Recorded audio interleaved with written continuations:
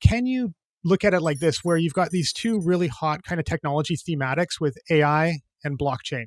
And are they at the opposite ends of the spectrum, where AI is about controlling people and surveillance and small groups of people controlling large groups, and blockchain and Bitcoin is kind of at the other end of the perspective? Does that make sense from your kind of understanding? Does make sense. There's a lot to dig into there. I would hope that all technologies were trying to improve the privacy story and improve people's autonomy and resilience to being controlled by other groups who are trying to watch them and trying to constrain what they're able to do. I think you are correct that in practice, AI is largely used for negative things. It's used for surveillance purposes. It's used for making sense of sort of dragnet surveillance inputs, making sense of cameras everywhere. It's used for facial recognition. It's used to kind of sort out from GPS data, figure out individual routes, find repeated patterns, determine when multiple people might be together, determine when people might be meeting each other, determine like what sets of GPS dots constitute groups of friends, things like that. These are all the problems that AI are very good at solving. So going to the other side is blockchain technology is kind of fighting against that.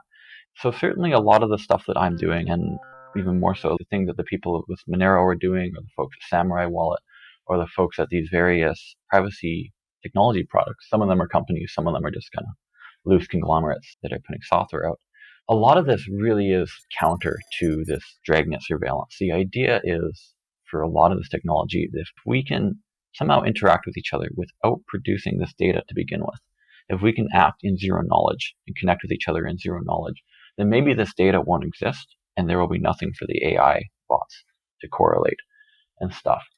But to characterize like all of blockchain technology as being like against AI and this great war for privacy, I feel that's a little bit too optimistic. I think there are a lot of blockchain projects that unfortunately are not really prioritizing privacy and probably are not going in a positive direction privacy-wise.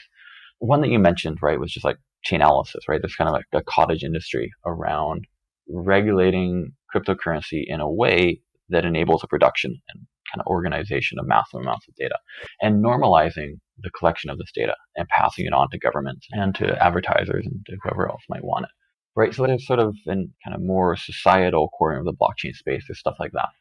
And then the technological space, there is always a tension kind of between doing cool things that are easy to develop and very flexible and expressive and doing things that are private. And the reason is that privacy technology, by its nature, is very cryptography heavy. And cryptography involves a lot of very narrowly scoped mathematics, where if you deviate from kind of the chosen path, either the crypto just doesn't work or you become very non-performant. And on the other side, sometimes you try to do things that are very general and it's just horrifically slow. And an example of that would be maybe Zcash using these general zero knowledge proofs and winding up spending many years developing, doing some like really cool, innovative stuff to get the zero knowledge proof to be able to produce a shielded transaction while only pinning your phone CPU for a couple minutes at a time and burning half your battery. It's just not efficient, right? So if you're trying to do something cool, if you're trying to deploy something that can be some cool new DeFi application, if you do it in a private way, that may well be an open research problem that you could like spend years or decades trying to solve in a great way.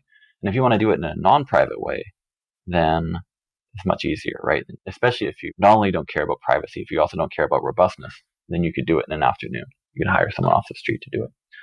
So yeah, so privacy is hard. My point is there's this tension, right, between doing cool stuff that you can deploy quickly and doing cool stuff that you can deploy privately, basically.